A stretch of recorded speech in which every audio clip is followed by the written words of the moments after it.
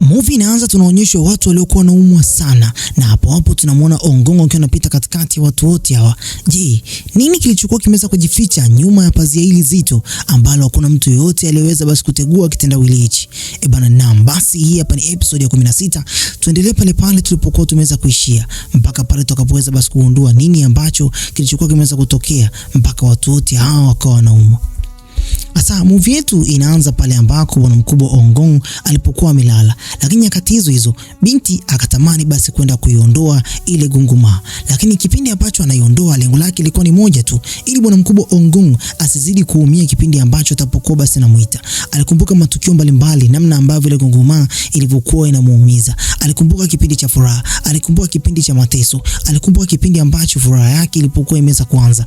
Na hapo tunaonyeshwa bwana mkubwa Ongong kipindi ambacho yupo katika kipindi cha usingizi, akaweza kuingia ndani ya hospitali moja. Hii hospitali ilikuwa na madaktari wengi sana. Kulikuwa kumeweza kutokea mlipuko mkubwa sana katika mji huu. Watu walikuwa wanaumwa magonjwa ambayo yalikuwa hayaeleweki hata kidogo, lakini siri ya haya yote ilikuwa imeenda kutibika kupitia damu ya mtoto mmoja ambaye alikuwa ameenda kuzaliwa ndani ya mji huu. Ongong alitembea taratibu na kisha akakutana na mwanamke mmoja ambaye mwanamke huyu alimwambia kwamba hichi unachokiona mbele yako ndio chanzo cha Samjang. Yaani hapa ndipo ambako Samjang alipokuwa ameweza kuzaliwa, usiku ambao ndoto ya kila mwanadamu ilipokuwa imeenda kufumbuliwa. Hapa huyu ndiye mtoto ambaye anaaminika kwamba ni Samjang.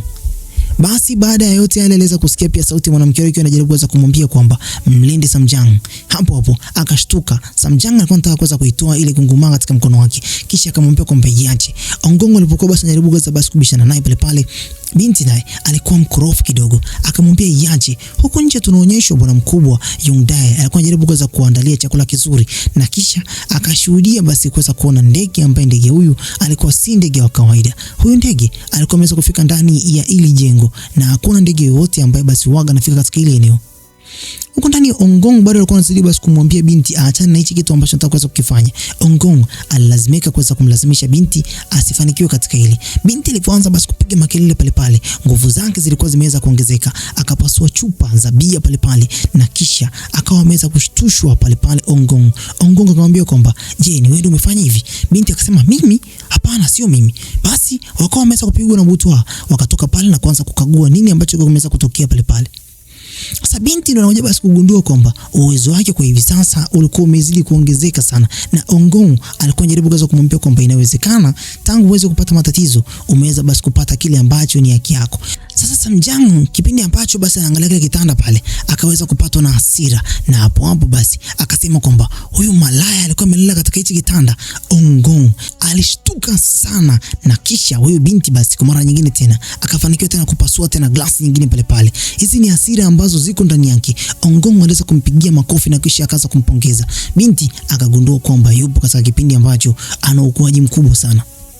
Sasa huko tunaonyeshwa kwamba Junsera alikuwa amelala pembezoni katika lile jeneza, na hapo tunaonyeshwa kwamba alikuwa anajutia sana. Huko naye binti alikuwa anazidi basi kugundua mambo mengi ambayo yalikuwa ndani yake, ila Ongong anamwambia kwamba usijali kuhusiana na mimi, nitazidi kuwa sawa. Binti anamwambia kwamba mimi naogopa wewe utakwenda kufa huko katika siku za usoni, lakini Ongong anamwambia kwamba usijali kuhusiana na ile kengele. Ile kengele haina maana yoyote katika maisha yangu. Kama mimi hapa nikifa ni sawa tu, ila mwanamke huyu anajaribu kuweza kumwambia kwamba wewe ni mtu wa thamani sana katika maisha yangu, sitaki wewe ufe. Sasa baada ya pale Ongong akamwambia binti basi tunapaswa tuweze kuondoka. Akabaki pale ndani akaanza basi kuvichunguza vile vipande vya chupa. Akatazama ni nguvu gani ambayo yupo ndani yake yenye uwezo wa kupasua hata chupa iliyokuwa mbali. Ongong akatoka huko nje akakutana pale na Yongdae. Yongdae akamwambia kwamba nilikuwa natamani niweze kuja huko ndani, lakini kibaya zaidi ni kwamba nikihisi labda mnafanya mambo yenu mnajigijigi. Ongong akamwambia kwamba hamna kitu kama hicho. Nyakati hizo Yongdae akamwambia kwamba asubuhi wakati nakuja niliweza kushuhudia ndege mmoja mweupe. Ongong akasema kwamba inawezekana kwamba ndio huyo mwanamke alikuwa ameweza kuniamsha kutoka usingizini.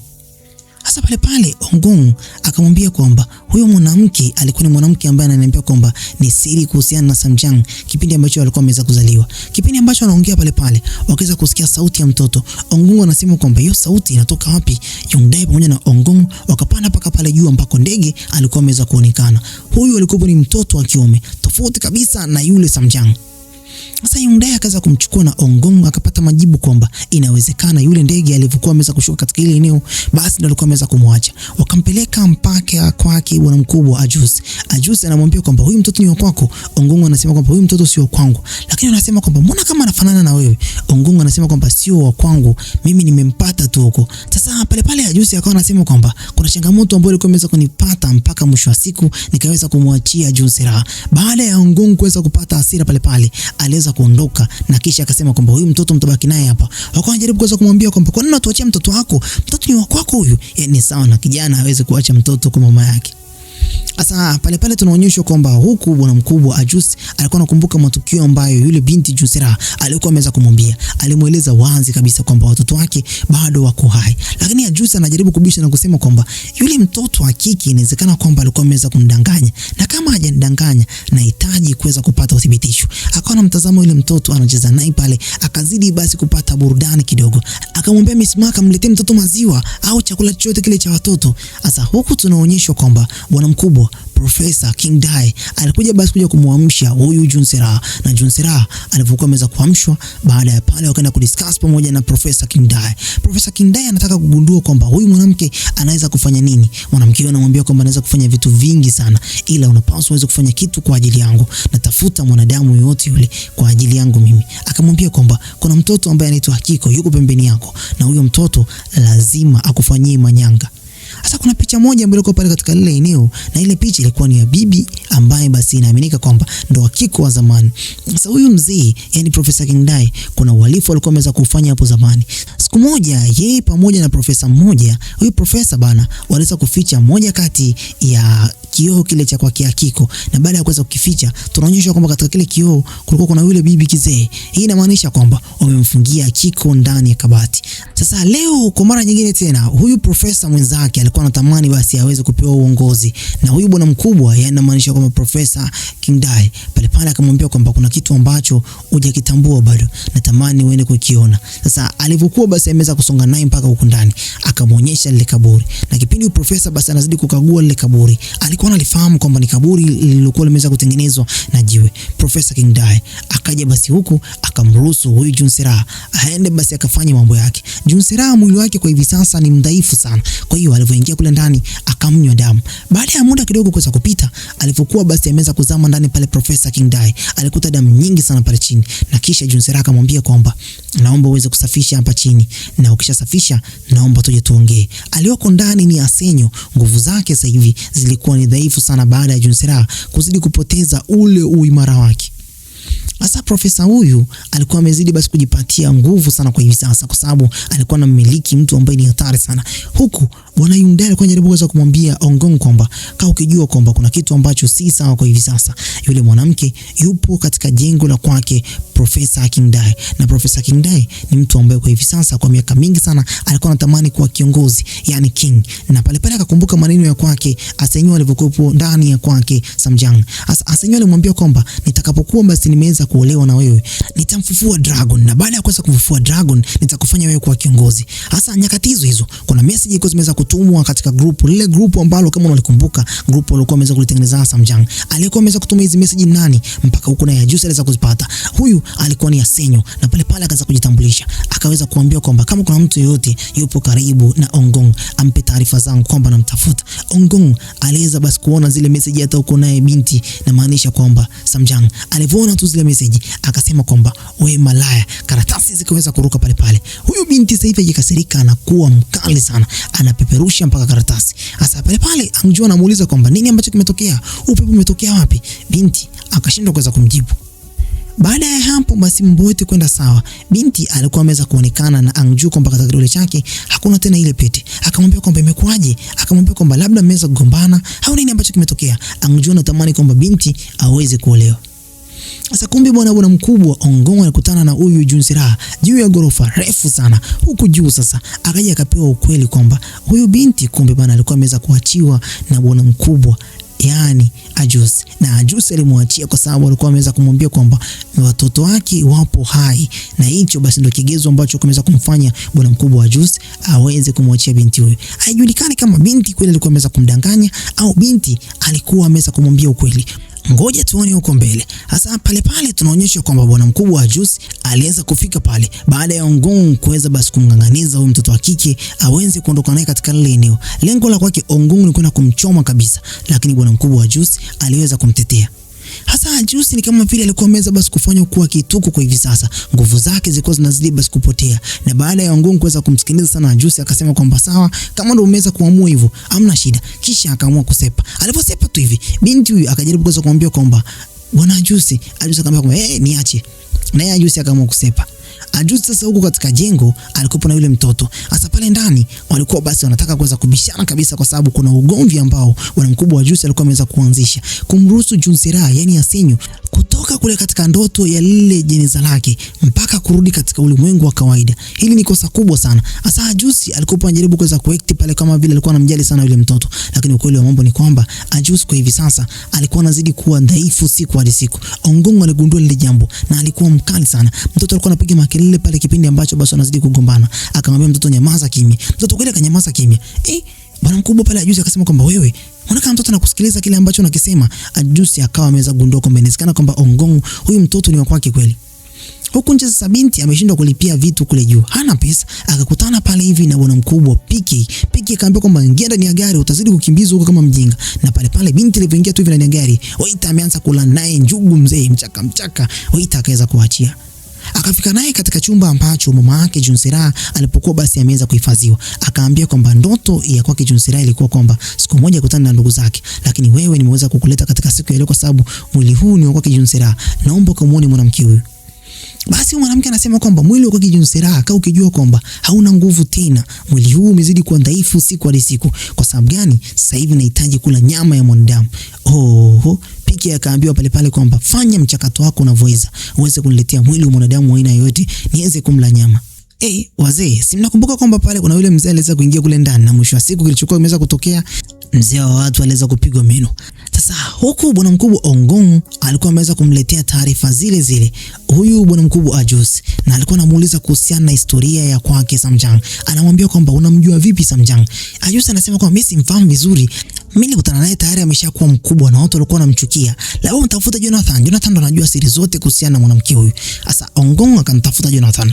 Jonathan katika siku ya leo anamwambia kwamba huyu mwanamke kuanzia akiwa mdogo watu walizani kama vile alikuwa ameweza kulaaniwa, lakini ukweli wa mambo ni kwamba alizaliwa ndani ya janga kubwa sana na damu yake iliweza kutumika kama vile ishara ya kuweza kufungua mwanga mkubwa ndani ya kijiji chetu. Anasema kwamba katika kipindi ambacho watu wengi walikuwa wanakufa ndani ya hospitali moja, aliweza kuzaliwa usiku huo binti Samjang, na baada ya kuzaliwa kwake mwanga mkubwa pamoja na hali ambayo basi ni ya furaha iliweza kujitokeza kuanzia pale. Wagonjwa mbalimbali waliweza kupona.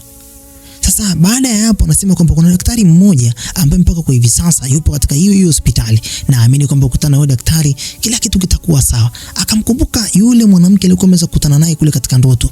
Inamaanisha kwamba yule mwanamke ndio huyo daktari. Basi Ongong bila taibu alikuwa basi lazima aweze kufika katika hilo eneo.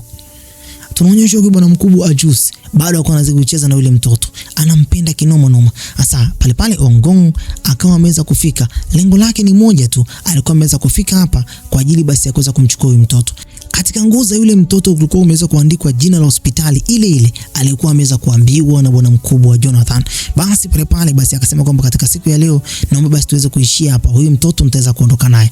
Juice akaanza kusema kwamba kwa nini unamchukua huyu mtoto? Mbona mimi nilikuwa nimeshazidi kumpenda? Yani Juice akawa kama vile babu mzee. Akasema kwamba basi wewe mchukue, mistaki atakuona namna ambavyo unamchukua. Akaamua kuweza kugeukia nyuma. Basi akamchukua na kisha pale baada ya muda kidogo Misma akaambia basi mtoto ameshaweza kuondoka. Pale akasema kwamba wani mtoto wa namna gani huyu?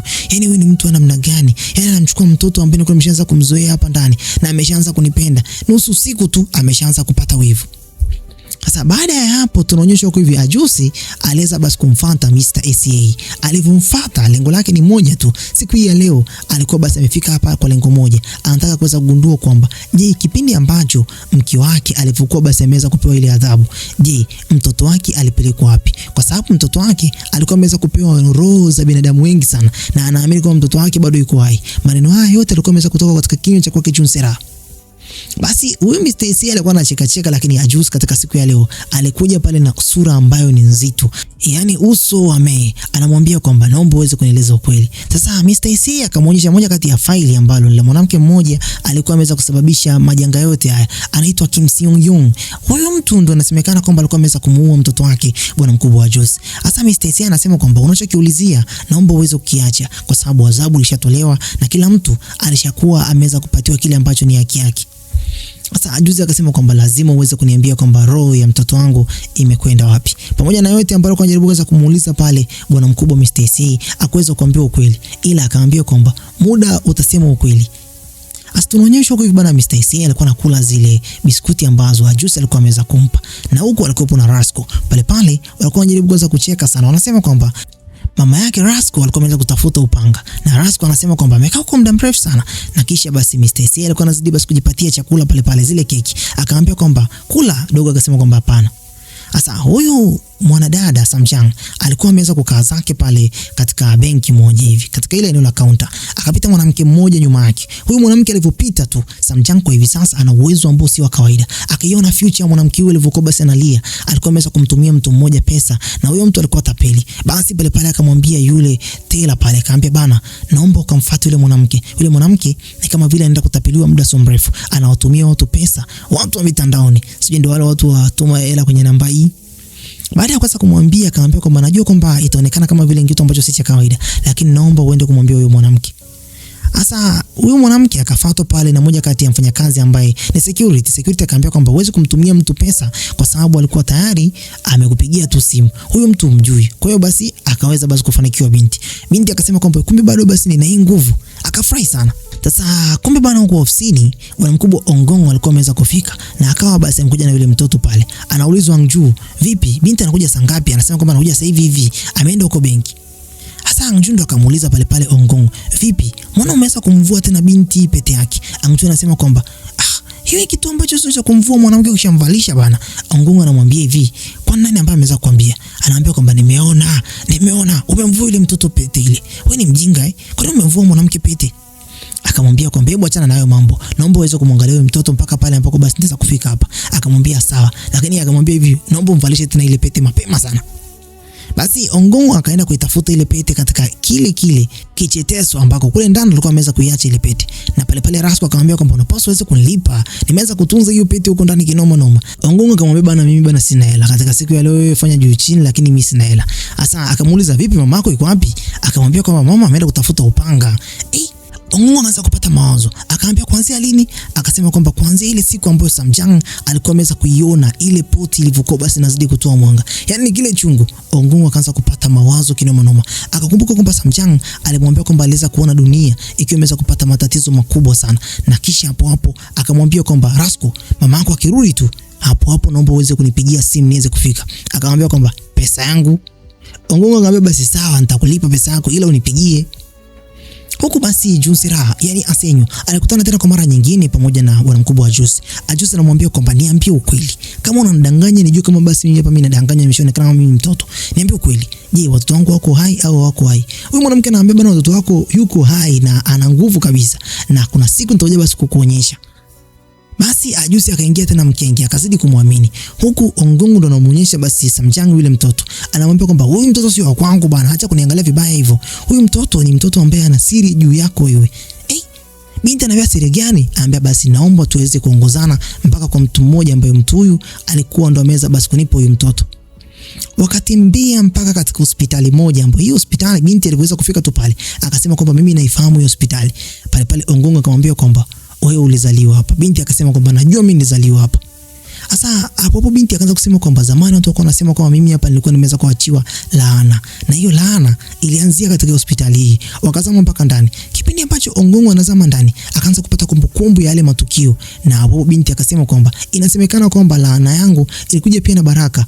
Hapo Ongongo alikuwa basi anazidi basi kukumbuka matukio yote ambayo alikuwa ameweza kuyaona usiku ule.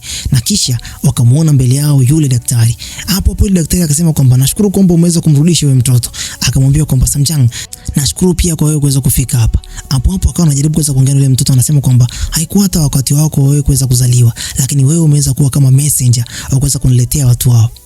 Basi wakatoka nje na kisha mwanamke huyo akasema kwamba kipindi ambacho unazaliwa mimi nilikuwepo. Binti anamwambia kwamba naona, lakini mbona bado ni mdogo? Akamwambia kwamba kipindi ambacho unazaliwa mimi nilikuwa ni mmoja kati ya rafiki yake mama yako na nilikuwa nampenda sana mama yako, lakini kibaya zaidi ni kwamba kifo chake kiliweza kuniumiza sana nafsi yangu. Binti akawa anazidi kushangaa namna ambavyo mwanamke alivyokuwa basi anamjua. Akamwambia kwamba mimi ni mmoja kati ya mtu ambaye niliweza kushuhudia matatizo yote kwa kipindi cha nyuma. Watu walivyokuwa wanaumwa walizidi kuongozana katika hospitali hii, lakini damu yako iliweza kutumika kwa ajili basi ya kuweza basi kufanya mabadiliko makubwa. Mama yako alifika hapa akiwa mjamzito. Ulivyozaliwa tu damu yako iliweza kutumika kama dawa kwa watu wote katika kijiji, na wewe haukuwa laana bali ulikuwa baraka. Anamwambia kwamba ulikuwa ni mmoja kati ya mtu ambaye ulianza kuwasave watu, kuwasaidia watu kuanzia ukiwa mdogo mpaka sasa hivi. Wewe ni Samjang. Akamwambia unayemwona pembeni yako hapa hivi ndio mlinzi wako aliyekuwa ameweza kuchaguliwa kuanzia hapo awali, na mimi pia unavyoniona nilikuwa upande wa bega kwa bega katika hali ambayo Samjang wangu wa kipindi hicho alikuwa pasi kupata matatizo ya aina yote. Inamaanisha kwamba huyu daktari alikuwa ni mmoja kati ya mlinzi wa Samjang. Basi mwanamke huyu mdogo, yani Samjang kwa hivi sasa, alikuwa anashangaa kuweza kupewa hizi habari. Akaambiwa kwamba wewe jukumu lako kwa hivi sasa ni kuisaidia dunia. Upaswi kuweza kufanya jambo la aina yoyote katika ulimwengu huu. Usijilaumu kwa jambo la aina yoyote. Na kisha pale akamshukuru Ongong. Basi wakafunga safari yao kuweza kurudi nyumbani. Ongong alikuwa basi anatabasamu sana huko barabarani kwa kile ambacho binti alikuwa ameweza kujua katika siku ya leo. Pia binti alizidi basi kupata moyo, na pia Samjang alizidi basi kumshika Ongong na kumwambia kwamba endapo kama unataka mimi kuitoa hii ngoma katika mikono yako nitaitoa, na kipindi ambacho nitaitoa unaruhusiwa kwenda popote pale. Naamini kwamba hautaweza basi kunichukia na mimi pia sitaweza kukuchukia. Upendo haulazimishwi. Basi wakarudi katika eneo lile wakiwa wanashikana mikono, lakini huku daktari anasema kwamba Ongong, naamini bado na maswali mengi kuhusiana na kile ambacho ukijui. Asa binti baada ya kurudi huko ofisini, huyu Angju ndo akaweza kuiona ile pete mikononi mwake kwamba tayari imeshaweza kurudishwa. Alifurahi kinoma. Aliweza kuchekelea uzani kama vile dada yake alikuwa ameweza kuolewa. Asa kumbe bana Ongong alikuwa mjanja sana. Akarudi kwa huyu mwanamke na kisha akawa na maswali mengi. Yaani huyu mwanamke alikuwepo basi ameshaweza kugundua kwamba Ongong lazima aweze kurudi hapa. Akafika pale na kisha akamwambia kwamba mimi zamani za kale nilikuwa ni mlinzi wa kwake Samjang. Na hapo hiyo siri ilikuwa nzito sana. Tunaweza kupigana vikali, lakini mwisho wa siku Samjang nilipaswa anaweza kumchoma upanga baada ya vita mbaya sana iliyokuwa imeweza kutokea. Mapepo wakali waliweza kumuingia na mwisho wa siku nikapaswa anaweza kumchoma. Ila hata wewe pia unapaswa kuweza kufanya hivyo kama mimi hapa nilivyokuwa nimeweza kufanya. Ongong alishtuka kinoma. Hakuamini yale maneno alikuwa ameweza kuyasikia. Hasa katika upande wa nje huku hivi tunamuona bana huyu Profesa King Dae alikuwa basi anazidi kufanya kampeni zake za hapa na pale, lakini huku huyu mwanamke anamwambia kwamba kuna mapepo ambayo yataweza kumuingia mwanadada Samjang, na mapepo hayo yatakuwa basi anataka kuweza kuizimisha kabisa dunia, lakini wewe kazi yako itakuwa ni moja tu, kutumia upanga wa kwa Samjang kuweza kumchoma katika kifua chake au kiweza mkate shingo yake, na hapo utakuwa umeweza kuisaidia dunia. Ongong hali yake pamoja na mawazo ilikuwa basi ni mbaya sana. Huko binti alikuwa anazidi kumwaza. Naye bwana mkubwa Ajus alikuwa anazidi kumkumbuka the Queen Mother. Hali ilikuwa si ya kawaida. Ongong alikuwa anazidi kumwaza mwanamke kwa sababu anampenda kinoma. Sasa huku bwana mkubwa Profesa King Dae anamwambia kwamba nashukuru sana kwa kuweza kuniongoza katika kipindi hichi cha kampeni. Wewe ni mtu ambaye ni muhimu sana kwangu. Anamwambia Asenyo aliyoko ndani ya mwili wake Junsera. Anamwambia kwamba pale pia na mimi pia naweza kufanya mambo mengi kuliko hata haya ambayo umeweza kuyaona. Anamwambia pale Profesa King Dae. Profesa King Dae akawa anacheka tu. Anaamini kwa hivi sasa hii kampeni anaenda kushinda na anakuwa king. Basi Asenyo akaamua kuondoka pale na akafika mpaka katika eneo la hospitali huko hivi, akakutana na mama yake mzazi Junsera. Hapo akakutana pia na bwana mkubwa Piki kipindi ambacho yupo katika ile hospitali. Piki akaambiwa kwamba na huyu mwanamke naomba uweze kuniitia Samjang. Piki aliweza kuingia katika mtego huko mara nyingine tena, lakini uwezi amini Piki hawezi kuchomoa. Yaani mambo ya mapenzi bana, ni mambo ya kishenzi sana. Unampenda mtu na unajua kwamba hakupendi, lakini bado wewe unafanya ushenzi wa namna hiyo, kwa sababu ndani yake alikuwepo ni mtu ambaye sio sahihi kama anavyokuwa anamuona huyu wa nje. Samjang akafika katika lile eneo pale, na huyu mwanamke alikuwa amefurahi sana kuweza kumuona Samjang pale. Sasa kipindi ambacho Samjang anapanda katika eneo la ngazi huko hivi, akafika katika floor moja, akawa ameweza kuonana na Profesa King Dae. Akamtazama na wakatazamana kinoma, na kisha kipindi ambacho Samjang anapishana naye hivi, akashtuka kuweza kuona dunia namna ambavyo ilivyokuwa basi inaingia gizani. Naye Ongong vile vile akaweza kuona dunia namna ambavyo na yenyewe inaingia gizani. Huku naye Ajus akaona vile vile. Oya, Ongong alimfuata binti popote pale alipo na kisha akamshika mkono wake akamwambia kwamba vipi, uko salama? Binti akasema kwamba nipo salama, ila kuna mambo ambayo si sawa. Sasa baada ya muda kidogo tunaonyeshwa kwamba yule mwanamke aliyekuwa ameenda kutafuta ule upanga, na upanga ni wa kuokeza mchanga, alifika katika store yake na akamkuta mtoto wake pale anaitwa Rasco. Akamwambia kwamba umerudi? Mama anasema kwamba ndio nimerudi. Akamwambia kwamba kile ambacho nimeweza kutafuta kwa muda mrefu tayari nimeshaweza kukipata. Huku basi katika eneo ambalo basi ni la Mr.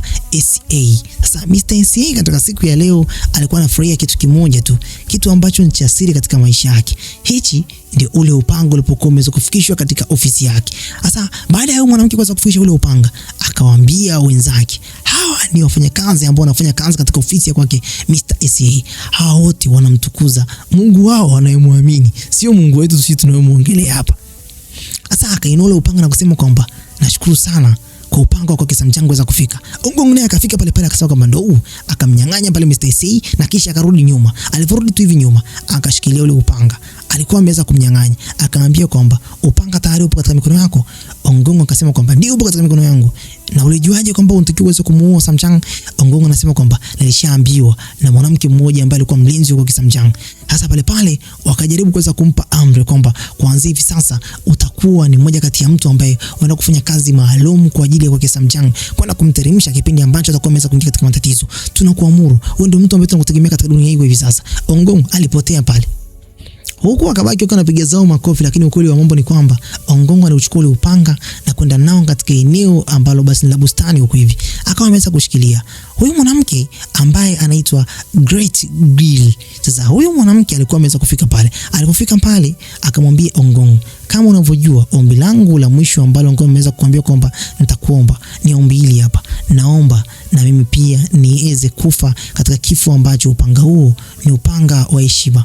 Basi katika siku ya leo Ongong alikopo hawezi kubisha kwa mwanamke huyu. Akaambia kwamba kwa sababu wewe ndio ulikuwa umeweza kuhutumia hapo awali na kwa hivi sasa tena kwa mara nyingine tena umeweza kuomba ombi hili, basi na kuruhusu. Akauchukua ule upanga huyu mwanamke. Huyu mwanamke alikuwa si wa kawaida.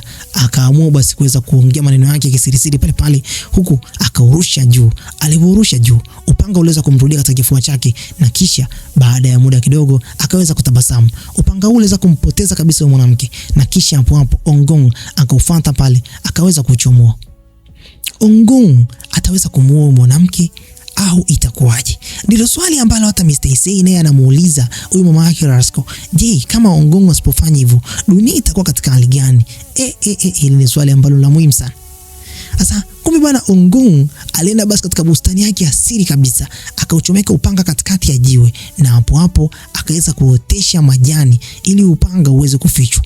Na baada ya muda mfupi yale majani kuweza kuota pale, akatamka maneno machache. Maneno yale yalikuwa ni hivi: siwezi kuruhusu Samjang niweze kumuua kupitia mikono yangu. Yaani Ongong ameamua kuweza kukiuka kabisa amri za wakubwa wake. Hii inamaanisha nini? Ongong hayuko upande wa viongozi wake. Bana, mimi nafikiri kwamba sitakuwa na la ziada kwa muda huu. Ndio comment yako chini uniambie umeonaje kazi hii. Bye bye for now. Lakini pia naomba basi usahau kusubscribe, kulike na kucomment ili uwe wa kwanza kuweza kupata vigongo vingine ambavyo vitazidi basi kutoka katika channel hii. Lakini pia uweze kutoa comment yako, kile ambacho ukipendi na kile ambacho unakipenda. Bye.